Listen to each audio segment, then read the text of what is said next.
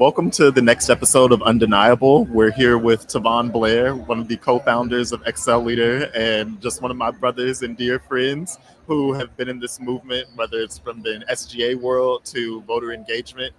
And so Undeniable is a podcast that's been created by Words Normalize Behavior because we want to showcase and talk to the leaders who are undeniable in their excellence, because we work with leaders that are meeting the moment.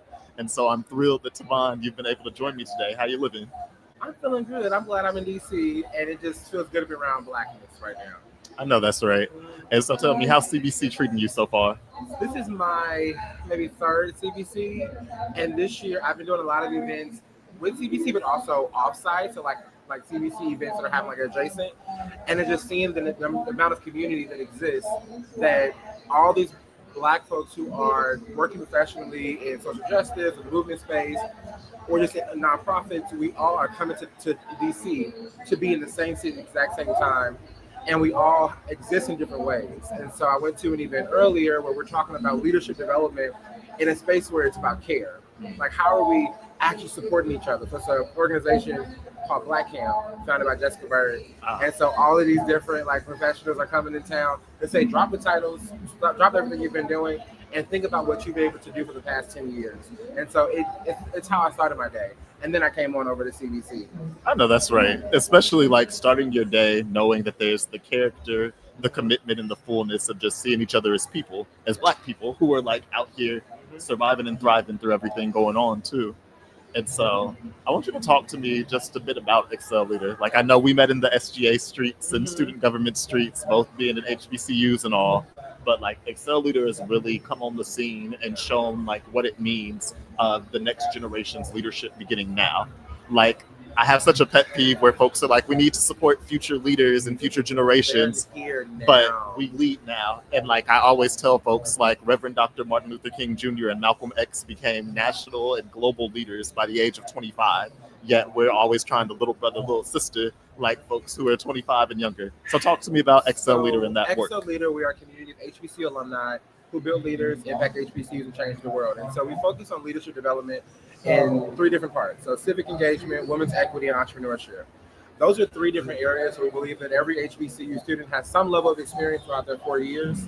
And so myself, from Baylor University in New Orleans, Louisiana, and I know for you being at Howard University, our co-founder, Jay Agadosi, is a Howard alum as well. So, I can never get enough of y'all. Yeah. And then, shout out Jade and Arian as well. Arian is a Tennessee State alum. And so all three of us were SGA presidents, and we wanted to find a way to give back when we didn't have the financial means to do so back in 2018. And so since then, we've been able to impact over 8,000 students through our programming, register over 4,000 students since 2020. And so the part of this work is really finding a way to support students in that moment. When we think about the Kamala Harris, the Mayor Woodfin in Alabama, when we think about just leaders of today, the Stacey Abrams, those are leaders who all came from HBCUs. What happened during those 4 years that really led them to be where they are today? Something happened in those 4 years. I want people to realize that we have to cultivate and support those students in their leadership roles, while their students also understand that leadership is not defined by a title. That leadership is just being a student that has access to that space. The same thing that an SGA president has is like any other student. You can go plan an event, you can go lead a cause. The biggest thing for us is that so many students run for positions on campus, and if they don't win the election, they just go off to just stop everything they said. They're not doing it no more. Yep. And so we try to work with students to say, hey, leadership doesn't have to exist only with those top 4 positions. We want to show them that leadership in the community, leadership on your campus exists, and we want to support them in that work. And so Excel Leader has been able to really bring those alums who graduate from our HBCUs and finding ways for them to give back. So it's not just the three of us doing this work, it's alumni that we have mobilized across the country doing it. And I think it's just so true, especially in terms of leadership being more than a title. I remember even my intro into student government was when I was the deputy chief of staff for the School of Communications Student Council at Howard. And so many folks are what, deputy chief of staff, all these staff positions? I'm yeah, because I started my student participation journey when we had a protest on the campus, and after the protest, figuring out how can I continue to advance the work and the values that we were driving. Yep. and trying to just understand, like, all right, I still want to participate, I still want to make a difference, and student government was that mechanism for me being a leader. And so I want to just hear a bit about your entrance in your student government journey and how that's impacted your leadership today. So I always say that, even to your question earlier about working with the students of today and that they're currently leaders on those campuses, my leadership journey started as a student. And so sometimes people want to do leadership development trainings, or I personally feel that there's no training to prepare you to become a leader. It's when you lead in that moment. And so in 2016, I was SGA president for the very first time. I decided to get registered to vote that year. I voted in my first election that year. But also, that was the first for all of us on that campus. So we were in that moment of saying, hey, how do we educate, mobilize, and empower our student body? And so in leadership, I had to not only just be a student, but I had to be the voice for the student body in that moment and supporting our students when no one else was here to support us. And so what we're seeing today, I have this feeling that there's a lack of leadership in all areas across the country. And so young people historically have always led movements. And so my experience as SGA president, it was like, I need to step up and lead in this moment. When there was a Louisiana Senate debate that happened in Louisiana during that time, and the Senate race was held on our campus. And so as students, we're like, okay, if we see that these people are coming to our campus, how are we educating our students about who's on the ballot? And so that's where I believe that, like, in the work I do right now with nonpartisan civic engagement work, it started because of my experience at Dillon University, understanding how to navigate conversations that are not easy to talk with certain people about, or at least helping students understand, like, what do you care about and how can I be a peer to you rather than being a peer and trying to talk down to folks. That's not helpful to anybody. And so my leadership journey at Dillard, it is the beginning of my interest in political communications, my interest in mobilizing college students. And so it's a very unique skill that I've been able to tap into. And so that's where Excel Leader is an opportunity for me to really hone into how do we support those HBCU students in this current moment. And so I'm glad I decided to run for SGA president during the moment. Even though my communications professor, she was like, you need to focus on a mass communication internship. You need to be going somewhere in a PR firm. And I'm like, well, what if I do both? Like, what does that exist like? And that's what introduced me to political communications. And I love, like, we always under-recognize institution building and the power of being able to create our own institutions that can leverage and negotiate power with one another. Yeah. And so instead of going into a PR firm and becoming like an it girly and something established, you decided to create something of your own, Right. to be established on the scene, to be a power broker, to directly negotiate with them. And I just think that's dope as hell, because when you have that power and are able to do that, it really showcases how we're able to make a difference by starting our own things. It actually throws me out sometimes when people are like, I'm working with different peer organizations, and they're like, Tavon, you lead the organization. So you created something that you deeply care about.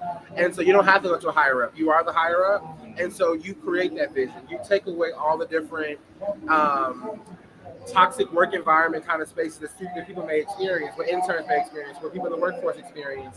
And I'm creating this space at Excel Leader with Arian and Jade. I was like, how do we make sure that our people that come and touch our work, that we know that we take our work serious, but we don't take ourselves serious? So how can we bring fun and enjoyment to that space as well?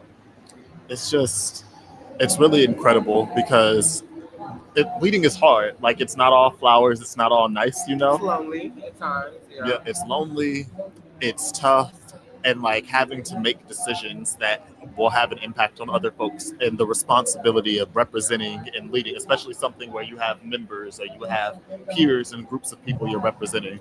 And talk to me just about, how does that impact you when you're making those decisions, and what are you thinking about? I want to make sure that, one, as I age, I'm getting farther away from what current students experience. And so as we bring new programs in, as we bring new alums part of our work, that we diversify our alumni audience. So we're not just working with a bunch of, I turn 30 next year. So we're not just working with the 28 to 32-year-olds. We're working with alums who have graduated 10 years ago. We're working with alums who are fresh out of college. So we keep the authenticity of our work true to the HBCU space. And so empowering students in that moment. So our student fellows, they're in strategy meetings with us. And so if I am making decisions, I want to make sure that students are part of that decision-making space with us. And that's how it should be. Collaborative and shared leadership is the path towards making decisions that are informed by the experiences and expertise of everyone that you're serving, too. I do want to add something else here. As I lead the Vote HBCU program, I'm seeing an attack on our HBCUs right now. When we saw the threats last week, but also this week we're seeing different supporters of different political parties coming to HBCU campuses, not to have dialogue, but to cause disruption. And so I tell these students that it is a moment for you all to ignore them. They're not looking to argue, they're not looking to have dialogue and conversation with you, they want to get content. And I think we're in a space where HBCU students, we control our spaces, and we need to make sure when people do come on our campuses, we let them know that we want to let them know that you are on an HBCU campus. History has been in this space. These are the same students who experienced what students in the civil rights movement in the 1920s, 1930s. Everyone's fighting for their basic human rights. Same as what students are doing today. And so we have to make sure that we are empowering them and supporting them with what HBCU does. But we have to make sure where we give our energy to. So if you're going to have conversation with people, make sure that you are not wasting your breath, and that is some intentionality behind it, and saying, hey, I actually can take this movement and take everybody that's inside the student union, and let's talk about the issues that matter the most to us. No, literally, I always tell folks, like, don't give unserious people a serious response, especially when there are all these bad faith actors who don't care about like debate. You don't need to give them the facts. They know it's not facts. They have no interest in engaging with your facts. And so you need to call them the losers they are. Like, you need to call them on like the nonsense, because it's not serious. And I know we're coming up on time too. And so how we tend to close every episode here with Undeniable is I want to know, how are you undeniable in your excellence? I'm undeniable in my excellence when I prioritize and support anything that is related to HBCUs or related to supporting young Black people. I think so often that we talked about, we have leaders right now. We should not be waiting for these big organizations to come in and save us, or these national leaders coming to save us. We meet that moment. And so I have to make sure that everything that I do is how do we mobilize and support today's generation, because we are in this era of that we have to step up and lead. There's so much happening around us that impacts our jobs, impacts how we get our education, and really thinking about what does the next 5 to 10 years look like for HBCUs in general, about funding, about just the enrollment that comes in, and even just the existence and the support that our schools have always had. Where is it going to be, and how can ourselves as alum know that alum and students know that our schools stay strong because of us? There's no administrator, no president, no anyone that's going to lead for us. We lead that space, and it will always be our schools. I know that's right. Yeah. Tavon, thank you for your unapologetic leadership, the continued growth, and just incredible work from Excel Leader. And I'm so proud and happy to stay in community with you. Yes. Thank you, Fran, for always supporting. Absolutely. Thanks for joining this episode of Undeniable.